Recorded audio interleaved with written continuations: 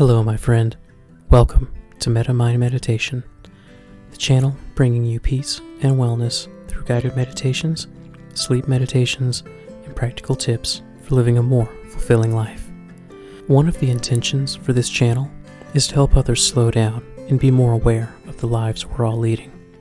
It's easy to fall into routines and let life happen. We lapse into autopilot, and before we know it, some bad or stressful habits can form. In this video, I will share 20 habits for a simple and intentional life. I hope you find something useful here. Be sure to watch until the end to see how these habits can overlap to support each other. Please like, share, and subscribe for more content like this. Let's begin. Number 1. Wake up early. This may well be the least popular suggestion in this video, but if we have to begin somewhere, let it be at the beginning of the day. Now, why in the world would we want to do this?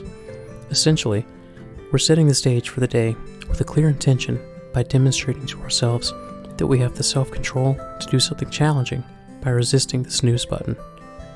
We are committing to a day in which we begin with a good start. We are choosing to be awake and not forced to rush due to a time constraint. Thankfully, this will become easier with practice and diligence.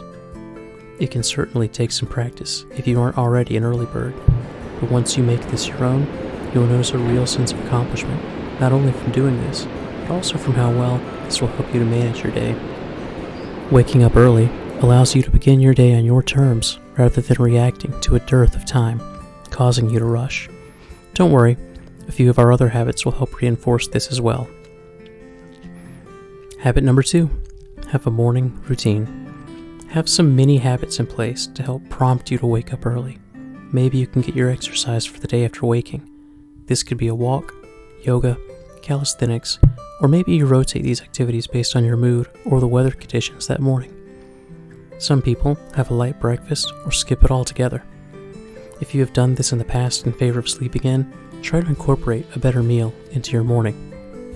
This can help you move out of your grogginess and into a more clear-headed state before you leave for work.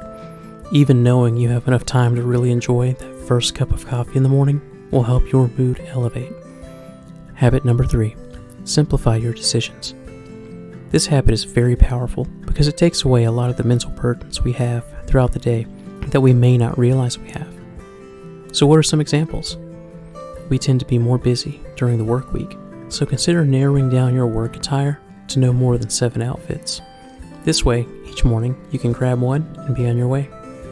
You don't have to sort through 100 options, and you don't need to push this decision off until the night before work.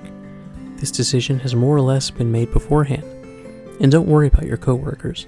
Chances are they're too concerned about their own problems to notice you have a favorite Monday outfit.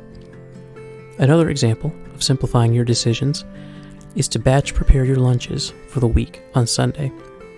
This way, all you have to do before leaving the house is grab a container from the fridge. Habit number 4, be wise with your commute. If you're like most people, you likely have to travel to get to work. Leave a little earlier to allow for traffic delays, especially if the weather is bad. This is also a good opportunity to prepare for your day by reviewing a to-do list. More on this later. Or listening to something new, like a YouTube video or a podcast. You can also listen to calming music or travel in silence. It's perfectly fine to do nothing special while you travel. Be safe and do whatever will help you arrive at your work unrushed and unoccupied. You will make the most of your day with a clear head.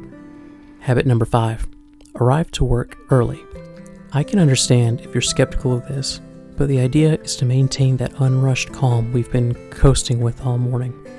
These 5 to 10 extra minutes give you the opportunity to get a morning cup of coffee without feeling behind already. This is also a good time to review your to-do list one last time and adjust your plans for the day.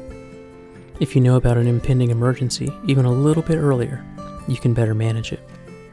For those of you who may be image conscious or wary of office politics, note that arriving a bit early will grant you another layer of professionalism. The working world can be very competitive, and you never know when a seemingly small thing like this will make a positive difference for you. You may even inspire someone else to put their best foot forward too. Habit number 6, take your breaks. It can be easy to get caught up in a work problem or bend to social pressures to keep working nonstop. honor your work with a break now and again. A 5-minute break at the top of the hour to stretch and take a short walk can help you refocus and reduce any muscle fatigue you may be accidentally suppressing. Maybe a 15-minute break mid-morning is more helpful for you. Try both and see which helps you more. Of course, you should also be sure to take a true lunch break. We aren't machines, and we need to honor our body's needs while we have them. These breaks are also a good time to get some water or even step outside for a little sun and fresh air. Habit number 7, plan for tomorrow. Okay, this is where we make the to-do list I've mentioned a couple times already.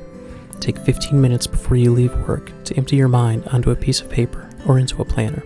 The act of writing will help you decompress your mind and your eyes.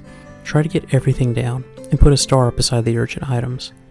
If you have to schedule a meeting, be sure to include the time and plan to be there at least 5 minutes early. Bring your list home with you, just in case you need to add to it, but at this point, you should tell yourself that work is done for the day. It is time to leave work at work and return home. Be sure to enjoy your commute back. This could be the chance to enjoy some quiet time or call a friend you haven't spoken to recently. Habit number 8, enjoy the evening. If possible, have something planned for your evening to look forward to. Disconnect from work and enjoy the after hours by having dinner with a friend or by preparing something special and healthy for yourself. Maybe you can fit in a private movie night. Have your to-do list handy if you need to add something to it, but remind yourself if you need to that work is done for today and this time is for you. Habit number 9, have a bedtime routine. We talked about morning routines to help start your day. Now we need to discuss a bedtime routine to help you wind down for bed. What can you do to help yourself relax? One idea is to dim the lights and listen to some gentle, soft music for at least a half hour before bedtime. If you combine this with a warm bath and a good book, you'll be well on your way to a good night's sleep. And habit number 10, go to bed early. This is where we round out our day and set ourselves up for success for tomorrow. Choose a bedtime that works for you and be sure to stick to it. Our body's like a structured sleep routine, so try to keep it as best you can. On weekends, try not to go to bed more than 1 hour later than you usually do. To help you be consistent, set one alarm for your bedtime routine and another alarm for your actual bedtime. Are you with me so far? These first habits have all been based around a typical workday, the days in which we are likely to have the most distractions and therefore most chances to lose our focus and feel overwhelmed. Moving into the second half, we will switch gears and talk about more general ideas. To recap, these first 10 habits are: wake up early, have a morning routine, simplify your decisions, be wise with your commute, arrive to work early, take your breaks, plan for tomorrow, enjoy your evening, have a bedtime routine, and go to bed early. Please like, share, and subscribe before moving on to part 2. It helps more than you know. Peace and light upon your beautiful soul, forever and always.